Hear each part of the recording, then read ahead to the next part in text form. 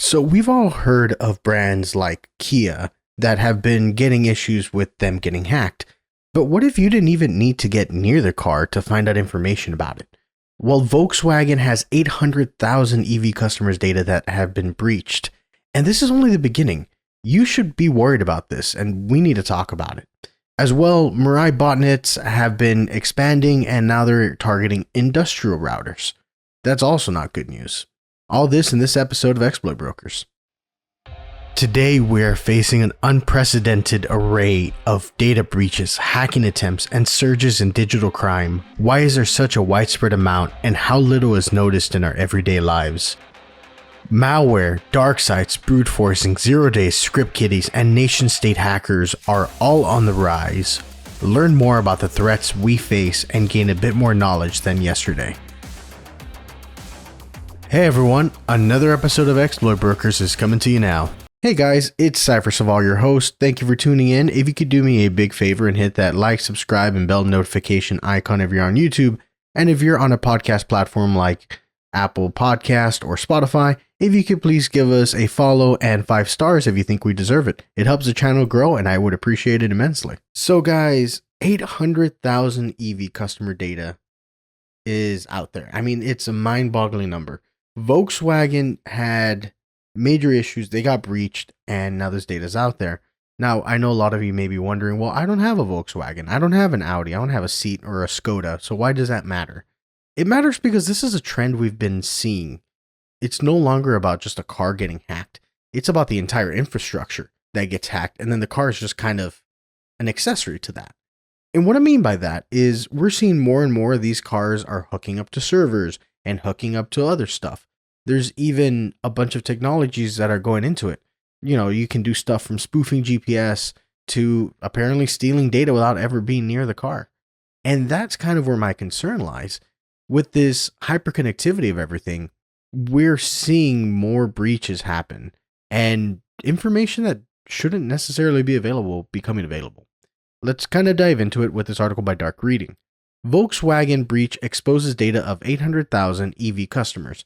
Ethical hacking group Chaos Computer Club uncovered exposed data of electrical vehicle owners across the companies of Volkswagen, Audi, Seat, and Skoda brands.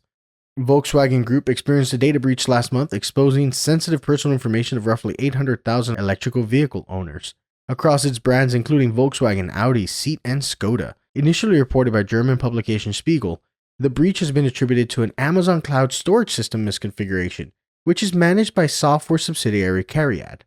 The group reportedly left personal and location data openly accessible online for months on end, prompting the breach. So, to give a bit of context and to give some information here from a software side, the Amazon cloud storage, which is generally an S3 bucket, there is some other stuff, but S3 is kind of the most common. Any kind of cloud storage mechanism you have is kind of what it sounds like. You put files and other stuff up there for whatever resources you might need. Granted, when you put in text fields, a lot of the stuff is probably held in a database, right? Whether you're thinking information such as registration, usernames, blah, blah, blah. But sometimes there's stuff that gets put into cloud storage for a variety of reasons. Here, what I'm wondering is why this kind of information, which we'll get to in a second when it was actually leaked, why was this in a cloud storage instead of some kind of database? Who knows? Now, I find that interesting. A lot of times you have, and this is something we've seen in the bug bounty community, you have misconfigurations as a bug because you shouldn't be able to access things just on the open internet, but it does happen. Let's continue. The anonymous hacker who discovered the breach reported it to the Chaos Computer Club, CCC, a well-known organization of ethical hackers in Europe. The CCC tested the open, insecure access before informing Cariad and Volkswagen, as a good security researching group does, right? You want to verify and confirm that what you're about to send isn't just, blowing smoke in the air. The data exposed in the breach included vehicle information, such as when EVs were switched on and off, along with location data, email addresses, phone numbers, and home addresses of car owners. And that's where I just find it a bit mind-boggling. Electric cars are pretty much just computers with wheels, if we really want to, talk about it, right? Whether it's Volkswagen, Tesla, some of the Ford Lightnings or whatever. All of the electric cars we're seeing are just computers with electrical motors, right? At the end of the day, it's no longer like the old ICE, I believe they're called, internal combustion engine vehicles, where there's a lot of systems at play, but it's mostly mechanical. Now you have a computer system that's pretty much electrical to mechanical, and just where we're seeing this go. And I find it interesting. Now, on the security side, why did they have all this stuff somewhere easily available for months? There probably wasn't proper auditing of anything, whether that's there was a lot of turnover at the company. I know a lot of the vehicle manufacturers have been having layoffs. I'm not sure if Volkswagen or Audi was one of them. Regardless of the reason why, it's something that we're seeing. A lot of companies go to these cloud providers, and you have a lot of novice or even mid-tier and even senior software engineers, if I'm being honest. You have a lot of engineers who are just not super familiar with some of the cloud. And that's where you get misconfiguration stuff. If you have someone who's done desktop apps and they go to a company that does a lot of cloud stuff, and they're not sure of the best way to do it, and their IT isn't sure of the best way to do it, or they just have high turnover, that's where you get into these kind of scenarios. Is it the only way? No, but it's something I've been seeing. Because with anything, a lot of hacking tends to be just some kind of human error. And when it comes to misconfiguration bugs, a lot of the time it's because there was things that the administrator wasn't aware of, stuff that they didn't change. Think default passwords, admin, root, etc. And just like that, there's also access control misconfigurations and other stuff. So here, it seems like they just kind of left it open to the public. A wide variety of individuals have been affected by the breach, including at least 2 German politicians and the Hamburg police. While most affected vehicles were located in Germany, Spiegel's hired researchers found details about cars in Norway, Sweden, the UK, the Netherlands, France, Belgium, and Denmark. And I'm honestly kind of surprised it only went that far.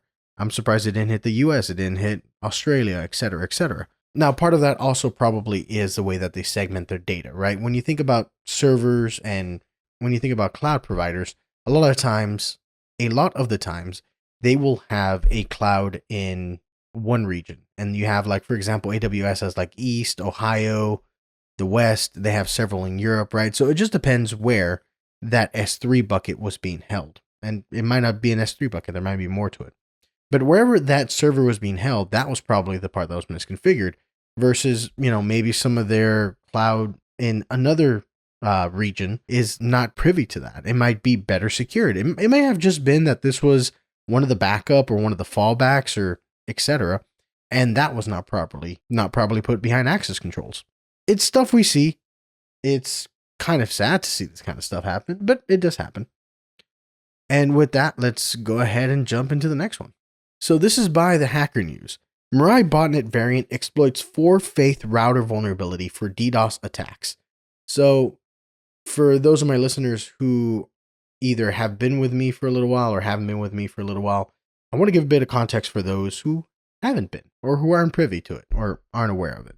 The Mirai Botnet is a botnet that's been around for a while. They're pretty powerful. They tend to do a lot of IoT-based and other stuff. And the DDoS attacks that they're mentioning is a distributed denial of service attack. A denial of service attack essentially means that one computer hits a server or a computer as much as they possibly can to try to prevent service. A distributed denial of service attack is pretty much that scaled up, where you have a couple thousand computers, a couple hundred, doesn't matter, more than one.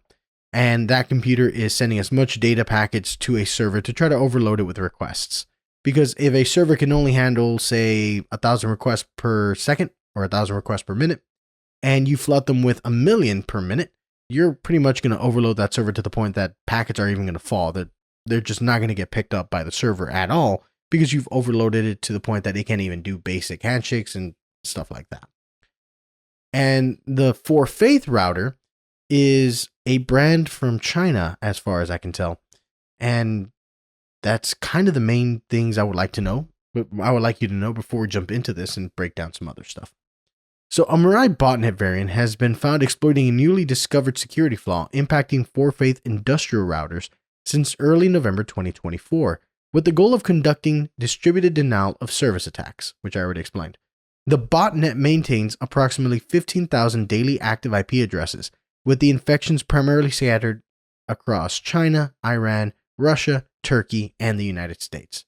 So if they have 15,000 daily active IP addresses, that means they should have 15,000 bots online daily. Could there be other bots and we're seeing, they just get taken down, some get brought back online? Very possible.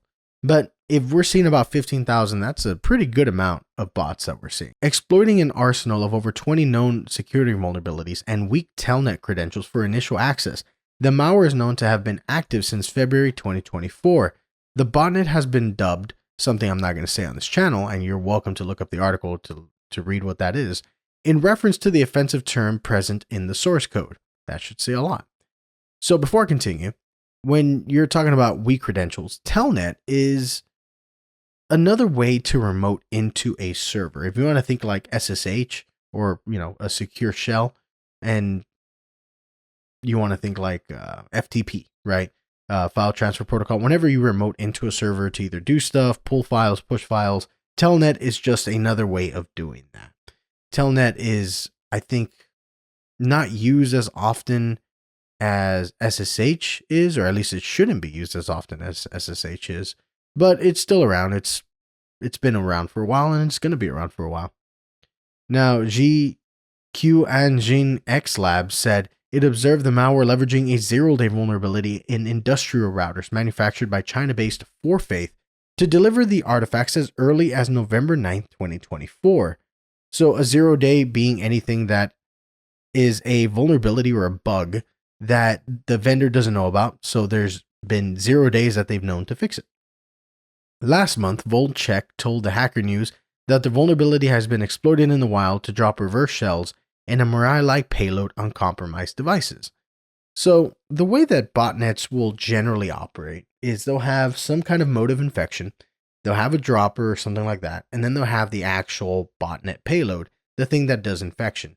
Now, I've seen this play out in very different ways. Sometimes they'll have different versions of the bot. Sometimes there'll be just one bot that tends to change over time. You'll have like version 1, version 2, version 3, and as the developers get better at it, they'll make new versions. And I bring that up because the fact they're dropping a reverse shell means that they want some kind of remote access to do stuff. And you have to be careful of the kind of vulnerabilities used there.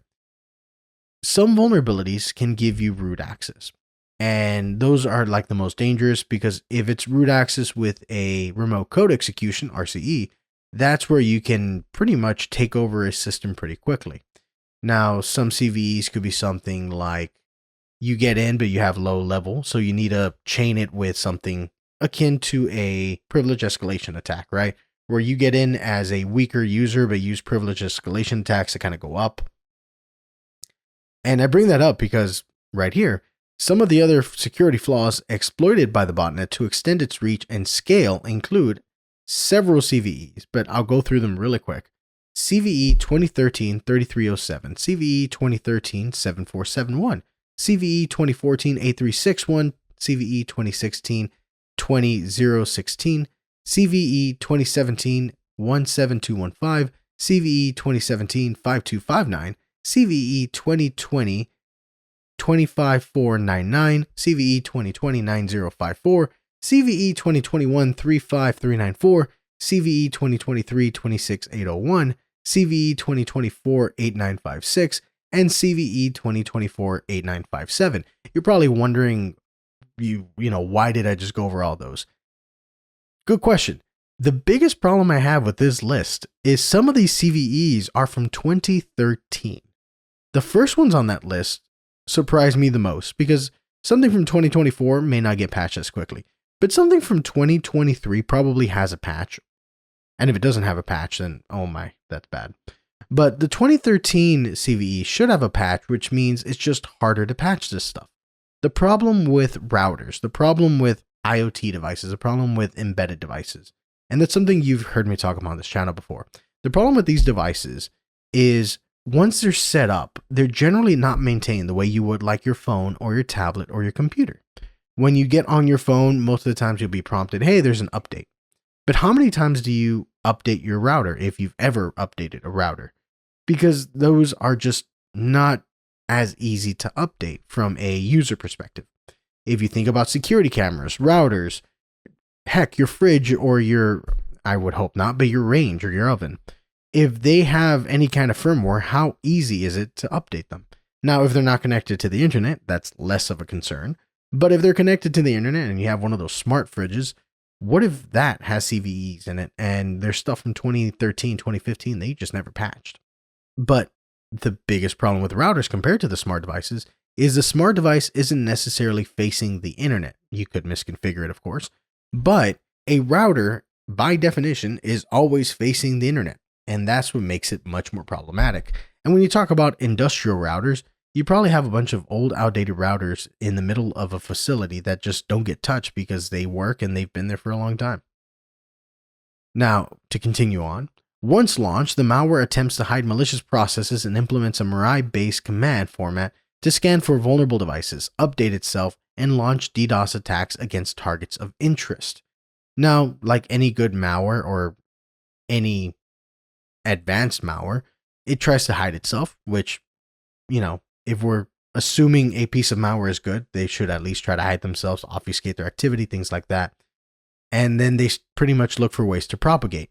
If you find other vulnerable devices, you can start a spread like a worm, and so on and so forth. So DDoS attacks leveraging the botnet have targeted hundreds of different entities on a daily basis, with the activity scaling a new peak in October and November 2024. The attacks, while lasting between 10 and 30 seconds, generate traffic around 100 gigabits per second, which comes out to roughly 12.5 gigabytes per second, which, if you kind of extrapolate that out, that's roughly 750 gigs a minute. I don't know about you, but that's a good amount of data to be hit at once. Now, the disclosure comes weeks after Juniper Networks warned that the Smart Session Router (SSR) products with default passwords are being targeted by malicious actors to drop the Mirai Botnet malware. Akami has also revealed Mirai malware infections that weaponize a remote code execution flaw in DGEver DVRs, which, going back, RCE. Whenever you have an RCE, that makes it so much easier to do stuff, because if you can run a command that says download this bot, it's just that much easier. Now, the DigiEver DVRs, I have not come across this brand, but a DVR generally is a digital video recorder. I'm assuming that's what they're talking about here. And DVRs is kind of one of those other, it's one of those other devices. Sure, you may interact with it, but if they don't have a very good way to run updates, if they don't prompt you, hey, do you want to update? If you got to go into some obscure setting and see if there's an update functionality in it, then that's where a lot of this becomes more vulnerable to old CVEs, right?